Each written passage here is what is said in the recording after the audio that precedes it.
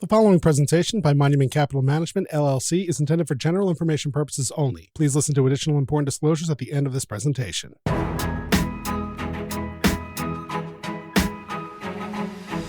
Welcome to the Off the Wall podcast. A little bit Wall Street, a little bit off the wall. It's your go-to for unfiltered, straightforward wealth advice on topics that founders, business owners, and executives care about. And now, here are your hosts, Dave Armstrong and Jessica Gibbs from Monument Wealth Management. Hi, Dave. Hey, Jessica. It's great to be back live in the pod studio. Yes, we are literally sitting right next to each other today, which I love. But we have a wonderful guest on today. This is, again, one of those episodes. I kind of clued this in our last episode where we talked about a Q1 market recap. I said we have a lot of really awesome content coming up for business owners. And today's guest is one that I am particularly thrilled to introduce. She's a very close friend of mine. I've been perpetually impressed by her ever since middle school. Seneca Smith, welcome to the podcast. Hi. So Seneca is a senior manager in the human capital practice at Deloitte Consulting, where she advises businesses on how to approach global transformation. Specifically, she focuses on defining the future of work, designing adaptable organizations, and preparing leadership and the workforce for change. Her clients include New York Life, Prudential, Travelers, to name a few. So that's really going to be our focus of our conversation today, is about scaling your business, which I'm really excited to dive into with you. Yeah, Seneca. me too. Thanks for coming in. Absolutely happy to be here. Yeah. So before I start with questions, I'm just going to do a little bit of a preface, because I think when it comes to thinking about scaling your business, inherent in that is teams. And so this is something we talk a lot about at Monument as it relates to business paths, but it's something that I don't know if everyone knows. So quick preface. So in 1965, a psychologist named Bruce Tuckman developed a phrase to describe the path that teams follow on their way to high performance: forming, storming, norming, and performing. So forming is that scrappy startup phase. It's when people are just focused on what needs to get done and keeping the business alive. Storming is where your efforts are underway, but people still need clarity about their activities and their goals, and they need explicit guidance on how to work together. Norming is when the team has clarified its purpose, there are norms in how the team operates, and people are starting to resolve their differences on their own. And performing is where your team is full of potential. The team is working together easily on interdependent tasks, they're communicating and coordinating effectively, and their motivation is high. So, Seneca, I want to start at the beginning of that path. So if a business is moving from that startup forming phase to a more formal business, what should a founder be thinking about and doing?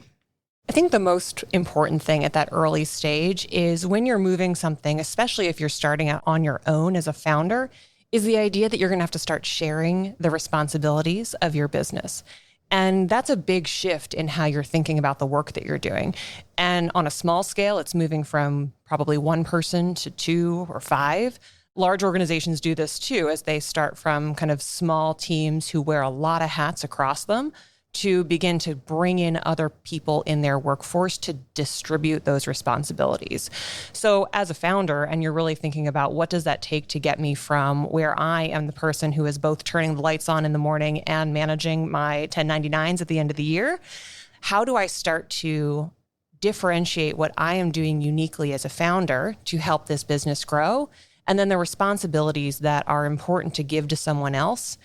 And as you're starting to shift those responsibilities, how do you work through that storming phase to help provide clarity and a vision to these other individuals that you're bringing in, or work that you're outsourcing to other teams or things like that, to help keep your vision clear while you're still growing the different capabilities that you need, so that you're not the person turning the lights on in the morning anymore and really focused on that strategy that is making you successful.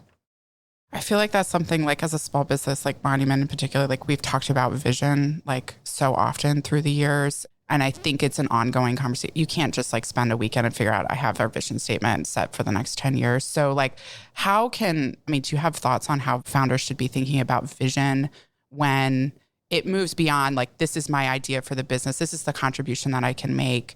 And now it's, okay, I have all these team members, like, and you have to like build that vision even further, make sure it's being conveyed right. It's like the team is understanding what's in your head. Like, how should a founder be thinking about that? I think there's a quote that I'm going to misquote a little bit, but it was someone walking around the floor of NASA and talked to a janitor and said, "What's your job here?" And the janitor said, "To put a man on the moon." So as you think about being a founder and expanding your business, everyone's role needs to put in context of that larger vision. So a janitor, right, knows their job is to clean the floors, but they understand that they are doing it because the organization is putting a man on the moon.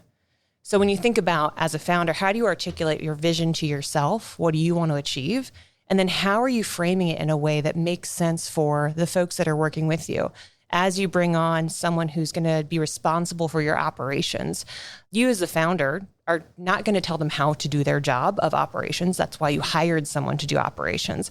What you are going to do is help translate your vision for growing that organization for that operations leader. So you're bridging between the vision and then what these folks are doing, which also helps move through that storming phase because you're separating out the work that you used to do yourself to this broader team and making those connections for them. So it is not as simple as a vision on a piece of paper. It's helping translate that so it's really practical for everyone who's working with it. Yeah, I think sometimes people will go through the process of trying to create a vision. They'll put it on paper and then it just sits there on paper. And, the janitor never knows what the vision really is. And just drawing on my own experience too, like sometimes visions change a little bit, especially in that storming stage too. And it's kind of interesting. I just reflect back on 15 years here. I mean, the vision's always been kind of the same, but there's been rudder corrections here and there about how to best tune that vision up. But getting everybody on board is really super important. Absolutely. Absolutely. Do you think that was the most difficult part, Dave? So I think if we're going to go back to, and Bruce Tuckman, I hope, credited Dr. Seuss a little bit with his rhyme, right? But if I think back to the forming stage, what Dean and I thought Monument was going to look like is radically different than where it is today. And that's just 15 years. So if you think, okay, I'm going to create this enduring vision statement that lasts 15 years, ours lasted 15 minutes, I think. But you have to start somewhere. And so we did. So we formed the organization. And then it was all about just the forming stage, like just do what needs to get done to get it started. Then we entered the storming stage. And that's where you start to discover that maybe what everybody thought they were signing up for with the vision wasn't necessarily what they were really wanting to do. So some personalities start to emerge. And then you're like, okay, well, maybe you're not a great person to be carrying the vision forward. And then there's your storming, right? There's some of the human dynamics of storming. And then into the norming stages where I really kind of consider, Jessica basically went right around the time you came on. I feel like that's when we were really norming because we had a few partners that didn't really want to see the vision through all the way and they self-selected out. And now we are where we are. And I think we're really at 15 years kind of executing on that vision. Yeah. Sorry, this isn't my podcast, right? No, I'm ready to ask you questions now. Go for it, Seneca. I'm like, yes, literally, I know how much you charge an hour, please. We literally have a founder right here. Yeah. I just think, just listening to you, I'm like, my perspective would be, if I were a founder listening to your advice before, Seneca, it would be give myself some patience that, like, if Dave is talking about it took 15 years to really crystallize the vision and make sure you had a team that was in place that was supporting and executing on that vision and on board with it, like, you got to give yourself some credit that this is not going to be something that you can do right away. So 15 years. I have a client that's a bit on the smaller side, and we actually were just talking about their founder's vision. And they actually found archival footage from the last 30 years. He's since passed away, but the last 30 years. And this man spoke his vision consistently for 30 years. They were actually able to splice together videos from the mid 80s, late 80s, early 90s, early 2000s, and it was word for word the same. I have to say it was a little bit unnerving, yeah. But like it is a company large enough to hire Deloitte. So like they started quite small, but they've done well for themselves. So, but there's something there in the fact that, so you say vision evolves. I think it's application of visions, right? Like, and maybe this person, 30 years wasn't his whole career. The first 10 years, he had to figure out what that vision was going to be that he could then keep saying for 30 years. So I do think in that kind of forming, storming phase, there's a lot of trial and error. And then when you get the formula that works for you, you bring everyone on board. So I think to your point of, having people self-select out of the journey that you're going on is an important part of it. Having a workforce that is bought into where you're trying to go, what you're trying to achieve, the way that the workforce themselves, now I say workforce, big organization, but team, in a smaller context, how you're going to grow and develop together, because that is a central part of kind of having a founder and growing that vision with a small community. You want to have folks who are bought into that and going to help you grow it in their particular channels. Right. And I also, when I hear the term storming, I see a big gray cloud over that word, right? That means like bad things are happening. Or I have visions of like war, like people running up the hill. Yeah. And it's, I don't think storming is a bad stage. I just think it's a necessary stage and it's a likely stage. But then you get into the norming stage. I think we, Monument, go back and forth between performing, and then sometimes we go back to storming if there's new ideas or we're trying to change something like that. So I don't know if it's this linear process that you go through 1 through 4 and you don't come back. But I think if I look at the back and forth that we've done here, I feel like we spend a lot of time in the norming stage. That's kind of where we live. And then we have a performing stage, and then the market goes down 20%. But well, I mean, no, but so we kind of live in the norming stage. But if you're a business and you're stuck in that norming stage and you really haven't progressed up into that performing stage and you want to get there, what are some things that business owners, Monument, should consider doing to break out of that norming stage and into that true performing stage? Yeah, I think what's often the challenge of breaking through norming is the fact that storming was painful, right? So whatever it looked like, there's probably some pain associated with it, even if it was all for the good, right? Because I agree with you, like storming is called storming because it's not the greatest feeling, but it's a necessary step and you get through it. And if you're kind of self-aware going into it as an organization, you tussle it out, right? I think one of the challenges of getting stuck at norming is you are now in a place that is comfortable. You are hitting your targets. You are doing work in a way that feels operationally efficient, but that doesn't necessarily mean that you're achieving like innovative goals, right? You're not getting to that next stage of performing and really stretching. One of the reasons might be for that fear that you would fall back into storming phase, because performing includes an element of risk. You're putting a little bit of risk in how people are working to go after those larger targets, to start to move in spaces that are maybe not specifically within your remit. So I think there's an element of just having some risk tolerance, that growth is part of our agenda. We want to continue to evolve and grow. And some of that has to do with how are you actually organized as a team and how are you doing work? Did you hire your operations manager and are they just continuing to do operations day to day?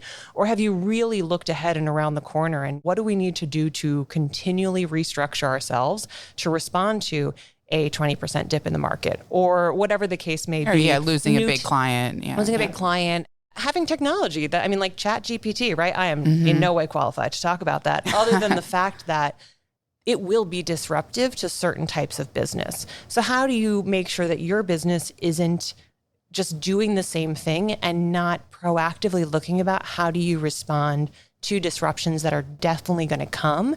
And a lot of that has to do with being thoughtful around the types of work that are being done by different members of your team, different members of your, again, I'll say outsourced team, but a group of team members. And this sometimes also moves the decision authority too. So moving from that norming phase where probably you as the founder still carry a lot of the decision rights, performing might mean sharing some of those decision rights a little more broadly than you're used to.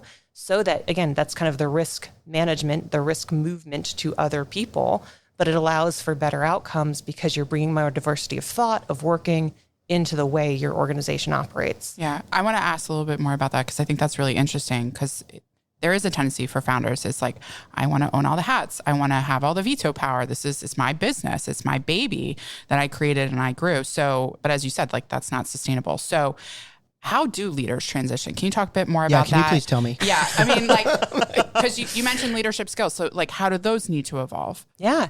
So it's one of the interesting things. So I mentioned this client. It's a big part of where they are having a growth moment. They have all of their leaders, all of their doers wear 15 hats each. And working with them and helping them kind of, as they actually just add more people to their team, how do you carve out responsibilities and feel like you can hand it off to someone and not feel responsible anymore? One part of this is the boring things around governance and like a RACI model and decision rights. And those are a little corporate.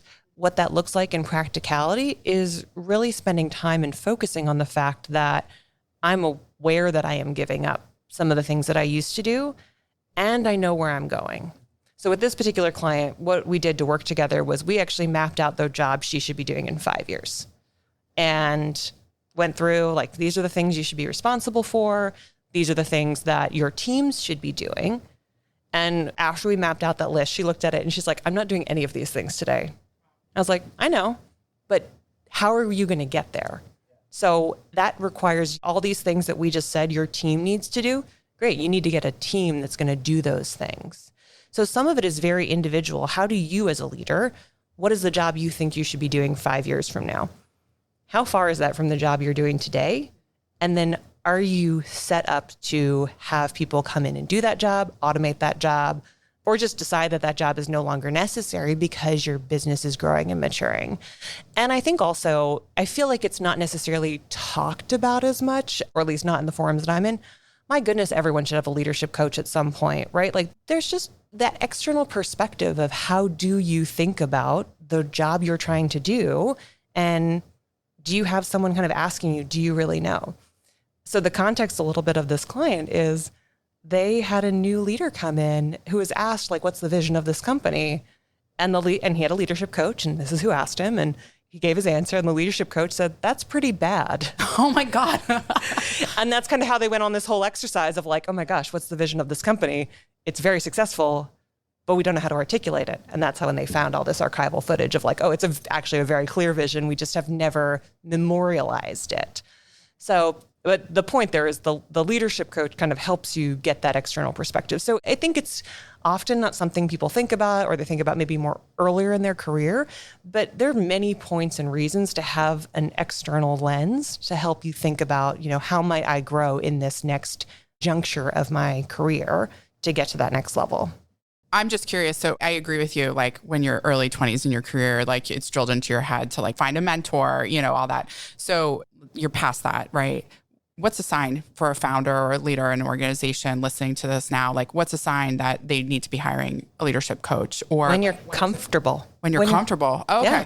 I think if we talk about how do you get from norming to performing, if you're comfortable, you're not pushing yourself. Well, that's a good point. Yeah. It's funny because I'll make a couple of analogies that won't sound like they're going to connect, but they will, I promise. Jessica is looking at me like I'm going to go off on something. Nope, it's fine. I'm ready. You said something before about like getting to the performing and hiring somebody to come in and like, are those the things that you should be doing in 5 years? I will tell you that one of the things that owners should look out for, and this is based on my own, is that I'm going to use this like renovating a kitchen in your house. Okay. If you renovate the kitchen in your house that you've lived in for 15 years, because you're putting it on the market to sell it and you want to make it more attractive for the seller, you just lost the value and use of the 15 years of that great kitchen. You should have put that kitchen in year one, lived in it, and then, sold the house and have it be nice. So that connects a little bit to this too, because if you spend all of your time doing, and never create that structure for people to into your seat until you're at retirement age, you haven't really enjoyed running a business because you never brought those people in prior to that. And I think that may be a mistake that I see people make too, is that they never bring somebody in for let's call it a succession plan, right? Until they're at retirement age, and they never really enjoyed running the business. And then so I look at Jessica, because Jessica's a partner here, right? And so I look at it now and I think sometimes I feel guilty watching Jessica do some of the things that I used to do. Compliance. She loves doing the compliance. She loves it. So I really don't feel that guilty about that? Dear God. So sometimes I look at it and I'm like, I feel bad that she's doing all of this. And then sometimes I'm like, no, but first of all, she has to do this if she wants to run the firm someday. And two, I kind of like not doing it. Sorry. I know. Yeah. I mean, me being a G2, like as an example, it's like you learn by doing. So yeah, you would need a founder or an owner to put you in a position where you're actually going to be able to get your feet wet doing the things that they want you to do. But then you're the founder, the owner, and you've got nobody above you being that mentor or like giving you that guidance. This is where I'll come into my second thing too, because I spent a career in the military, and there's nowhere in the military where you don't have a mentor boss, right? Even the Joint Chiefs of Staff has the President of the United States above him, right? So like you come up through a military structure, there's always somebody above you that can tell you you're doing a good job, you're not doing a good job.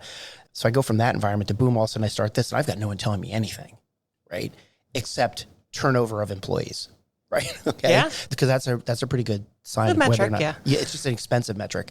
And then I'll tell a quick story because this is important to the point was we sat down, this is a long time ago, before Jessica even joined the firm, we were sitting down having a partners meeting. We'd actually hired a leadership coach. And then this is sometimes where the leadership coach comes in and tells you things that you don't want to hear. And he looked at one of the partners and said, if you were in charge of this company tomorrow, every single person in this firm would quit inside of 12 months.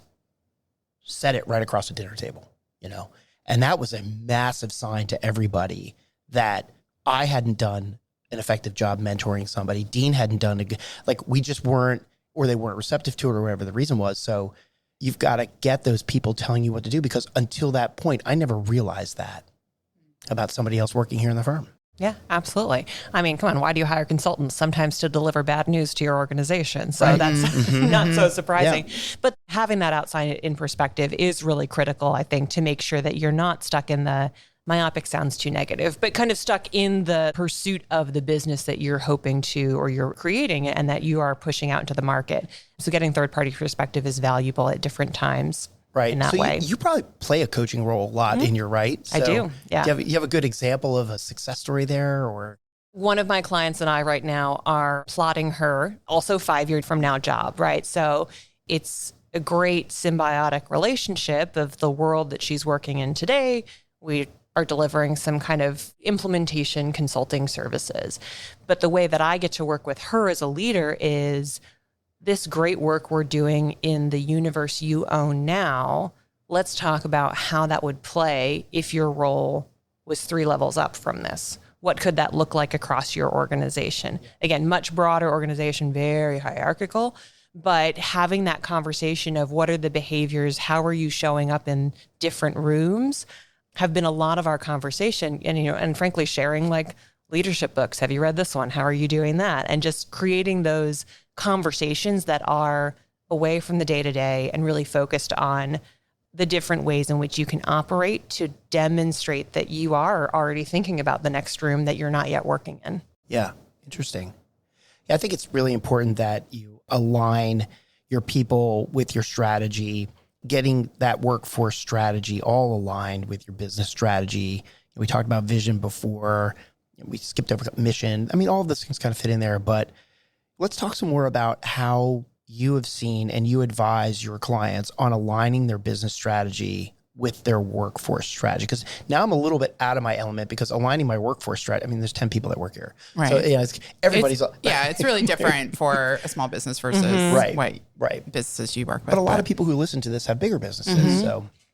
Now, we talked about having that vision, having your mission, and then having a business strategy that actually is a little more operational is really critical. And actually, we sometimes find, even with our larger clients, that they've not quite well defined their business strategy. So that's an important step, just to put that out there. And then the talent strategy is just like you would think about if you are a sales organization and you are looking to get your customer relationship management technology in place. It is important that you're going to find the best technology that delivers the capabilities that you need to do that work. Think about your workforce in the same way.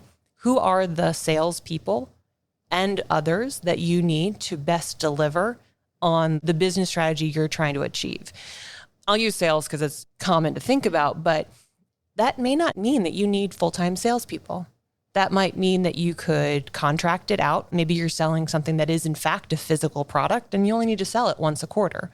Do you need to have a full-time salesperson on staff? Now it's a bad example because yes, you do. But in that scenario, if you're selling something irregularly, how do you get a workforce in place that is just delivering on that specific need of your business? So I think it's what we talk about a lot with my clients, but is relevant for kind of smaller to mid-sized businesses as well, is do you need a full-time person doing every job? In our current kind of gig economy and where you can hire component parts of people's time or skills, it's really focusing on the skills you need to get the work output that helps you achieve your business strategy.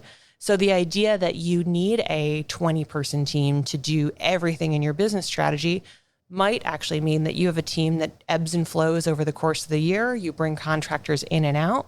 you hire some people for part-time work.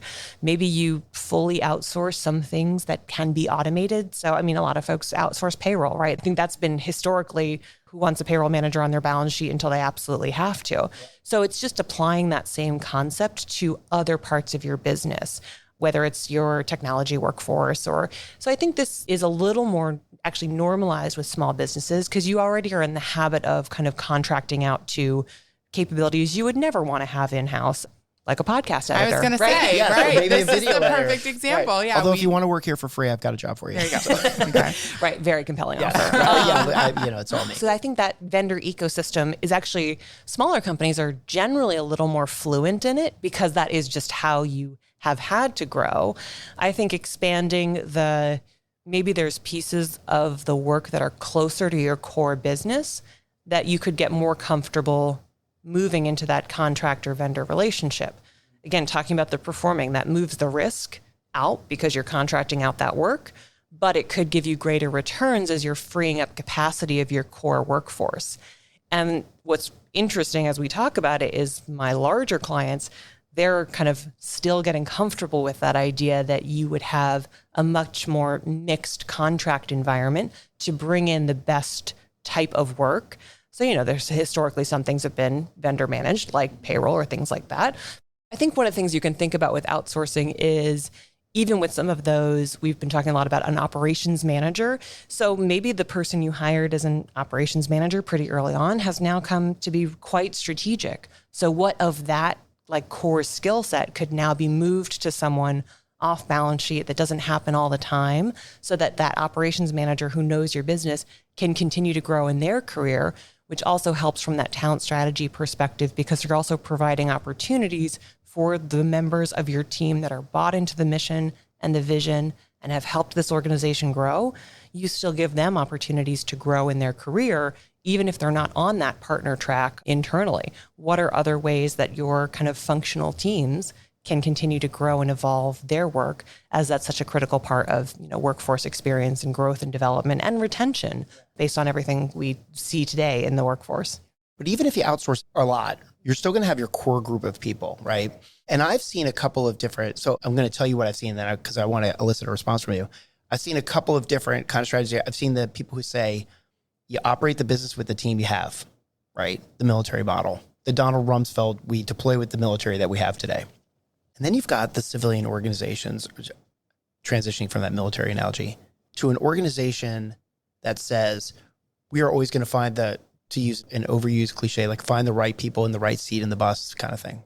And they're constantly changing and optimizing their work strategy. Have you had any experience seeing either or both of those kind of models in action and pros and cons or any stories there about how people have worked on their workforce, either with saying I'm going to optimize the team I have, or I'm going to change the seats on the bus?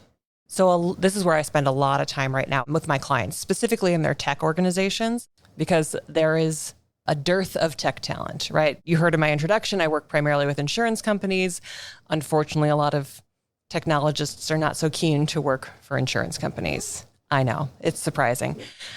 And so what are we consulting on with these organizations? It's how are you keeping folks who are already within your organization and developing them in a way so that they are serving the business needs that you have. And that is almost 100% of what I talk about right now with my clients, because there aren't seats to move around on the bus. And certainly in the market that we're in right now, that may be the case for a little while. So it is really a focus on identifying the skills that you need at any size business. And then how far is your current workforce from having those skills? And then what kind of learning and development will you invest in to get your workforce to where they need to be? And we're really seeing that as the best way to invest in your workforce versus trying to go acquire the skills you need. Really, that internal investment will get you the better ROI on your workforce. So that's where we're seeing a lot of organizations focus. That at the outset, it feels like heavy spend on learning and development, professional development, upskilling, but it also allows you to keep that company culture, the knowledge of, for my insurance clients, the 30-year-old systems and still coding in COBOL, but then learning to work in an agile fashion so you can do both things at the same time and kind of keep the best of what you started with and build onto that the new and evolving skills that help keep you current in the world you're trying to get to. Yeah, interesting. Because I do see some examples in real life of that, trying to optimize your workforce or changing it. And so I'll just talk without using names. A friend of mine from the military who got out and wanted to join the wealth management field. And he's like, okay, I want to be a planner. And he kept getting hired for these jobs that were administrative in nature under the premise of if he did a good job in the administrative role that they would make them planner. Right. And then they never make him the planner. So then he gets a new job where they say the same thing. And this isn't his fault. It's the company's fault. And I keep thinking, like, here are these firms that are just churning through these people. Why not just hire for the role that you pay them enough to want to do the role, and don't hire somebody that wants to do something else just because you have an immediate need? And I just think that's such an financially inefficient way, not to mention culturally is such an issue. Absolutely. He's going to land at a great job someday. Well, this has been amazing. Thank you so much, Seneca. I really appreciate you sharing your expertise today. Happy to be here. Yeah, Thanks so much. This was fun. So good to spend time with you both. The previous presentation by Monument Wealth Management, LLC, Monument, was intended for general information purposes only. No portion of the presentation serves as the receipt of or as a substitute for personalized investment advice from Monument or any other investment professional of your choosing. Different types of investments involve varying degrees of risk, and it should not be assumed that future performance of any specific investment or investment strategy or any non-investment related or planning services, discussion, or content will be profitable, be suitable for your portfolio or individual situation, or prove successful. Monument is neither a law firm nor accounting firm, and no portion of its services should be construed as legal or accounting advice. No portion of this content should be construed by a client or prospective client as a guarantee that he/she will experience a certain level of results if Monument is engaged or continues to be engaged to provide investment advisory services. A copy of Monument's current written disclosure brochure discussing our advisory services and fees is available upon request or at monumentwealthmanagement.com.